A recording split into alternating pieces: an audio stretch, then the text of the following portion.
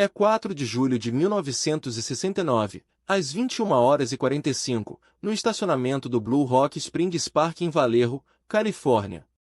Um homem de 51 anos está agachado, agarrando o estômago em agonia. Sirenes estão soando à distância enquanto o som de passos ecoa pelos terrenos desertos do parque. Uma figura solitária caminha embora da cena, parecendo não ter consciência do caos que está prestes a se desenrolar. E então, assim de repente como começou, tudo fica escuro. Carros estacionados projetam longas sombras sobre o asfalto rachado, a única luz vindo de uma única lâmpada de rua que projeta uma luz estranha. O vítima está no chão, os olhos congelados em uma estampa permanente. Um cheiro tênue de sangue e suor paira no ar enquanto o silêncio é quebrado apenas pelo som distante de grilos. O estacionamento, que antes estava cheio de famílias celebrando o Dia da Independência, agora é um cenário de carnificina e desespero total. O único som vem dos desesperados suspiros de ar da vítima moribunda. Ele é um homem alto e magro, com um monte de cabelo escuro e uma barba desgrenhada, vestindo uma camisa amarela e azul listrada.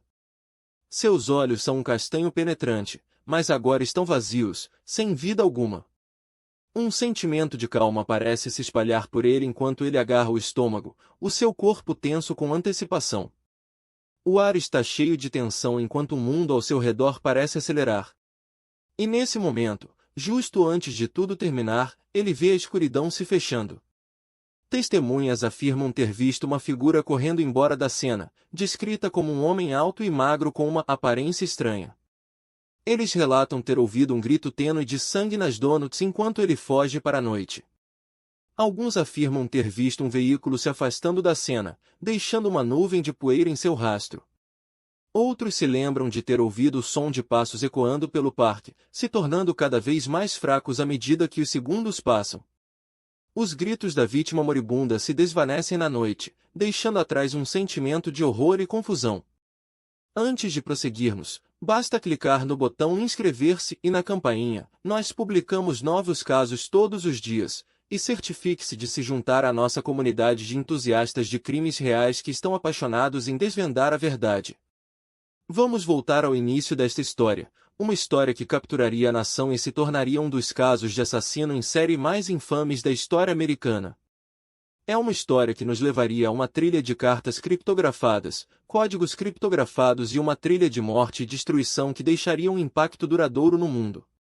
Da rua ensolarada do norte da Califórnia às vielas escuras de Vallejo, vamos mergulhar em um mundo de depravação e terror que nos fará questionar tudo. É uma história de obsessão, de loucura, e da sede insaciável de sangue que assombraria a nação por décadas a seguir.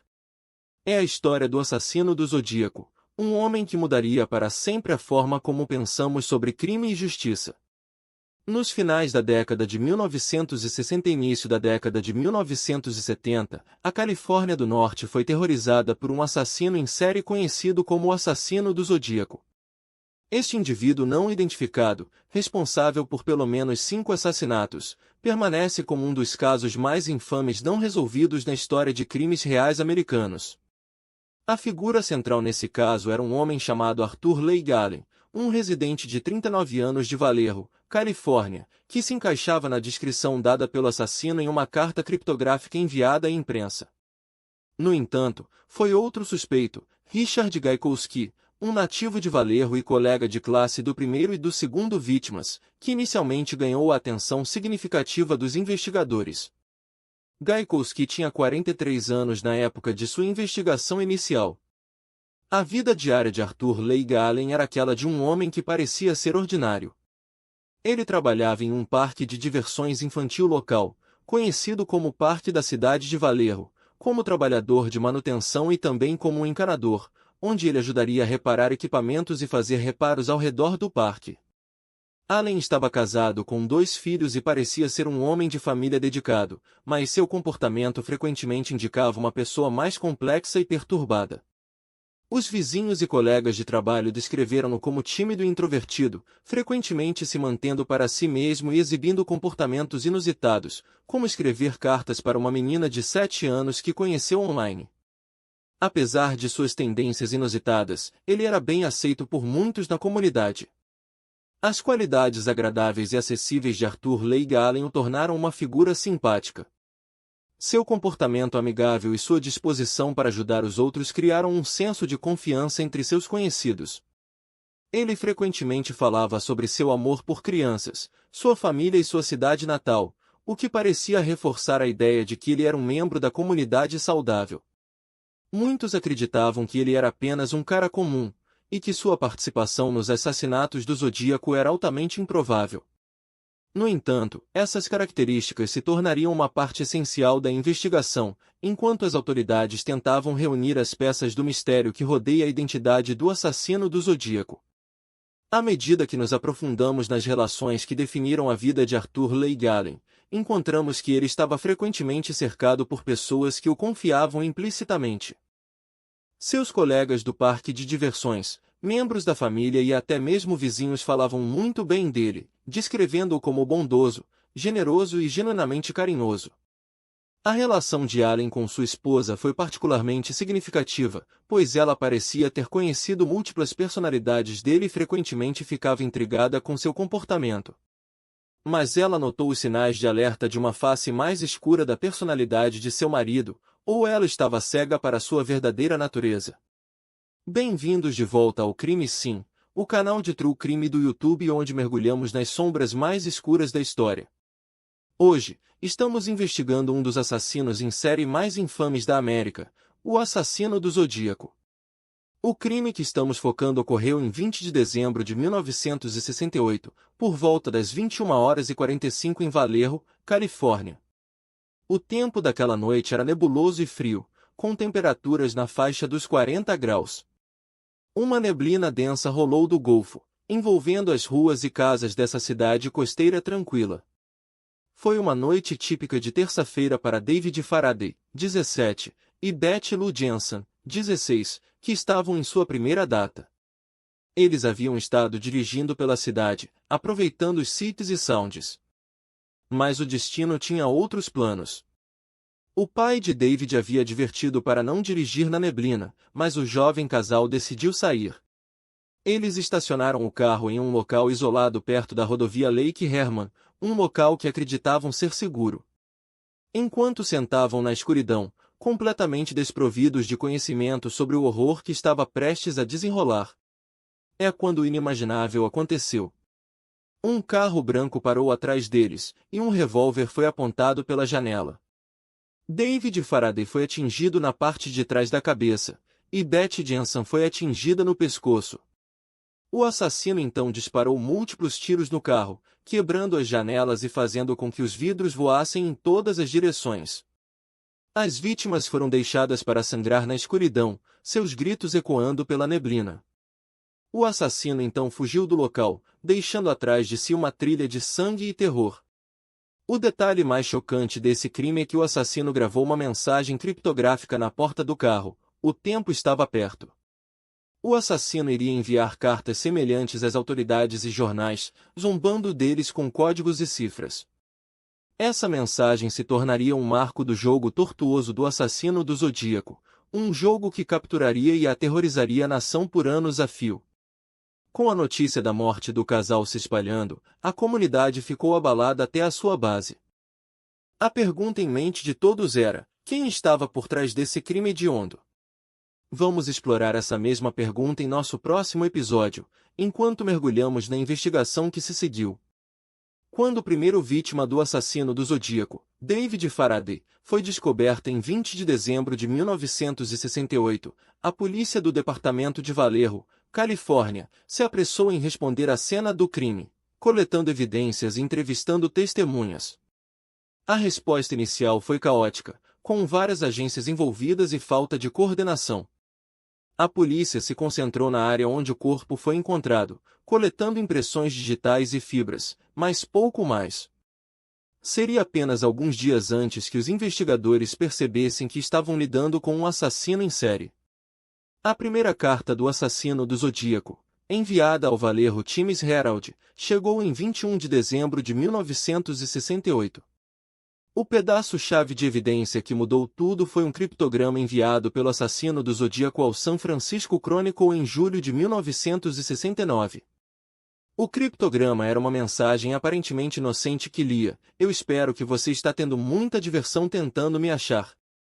No entanto, descobriu-se que era um código complexo que deixaria os criptógrafos confusos por anos.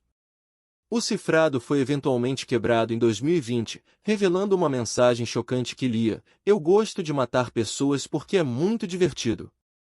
O criptograma marcou o início de uma nova era na investigação.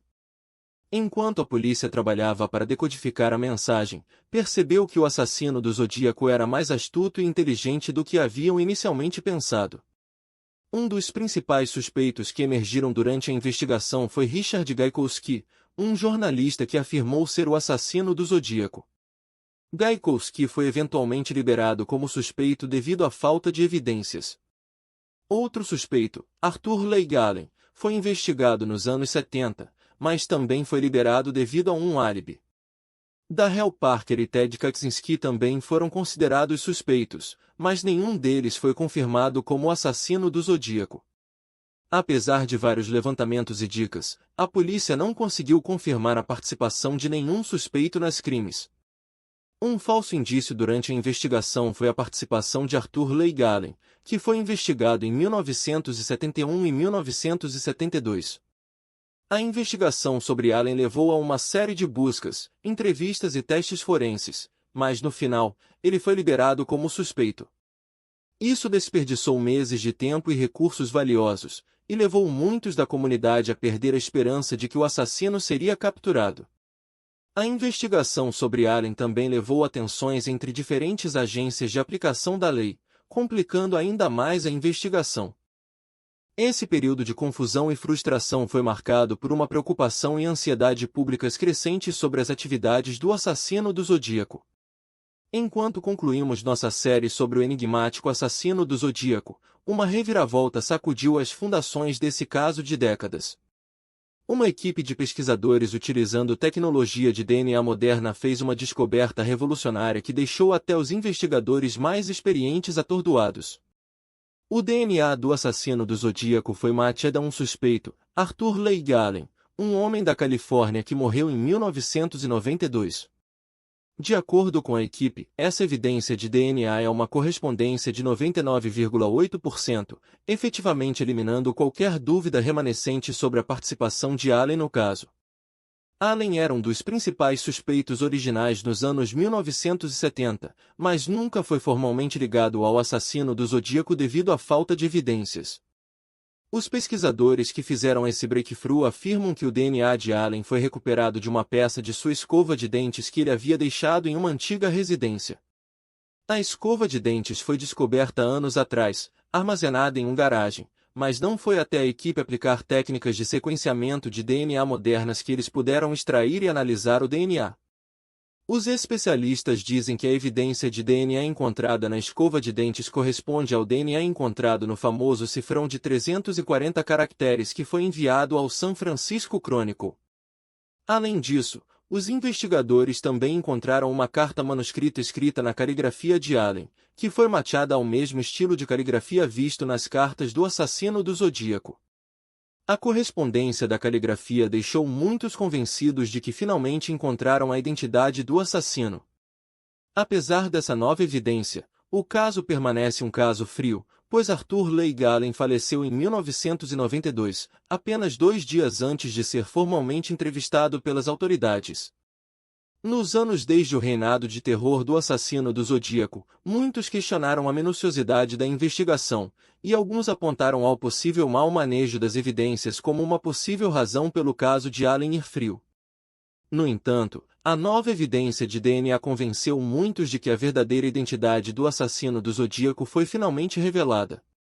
Nas décadas desde que o caso foi congelado, a família e os amigos de Allen foram submetidos à perseguição e especulação, adicionando ao sentimento de injustiça.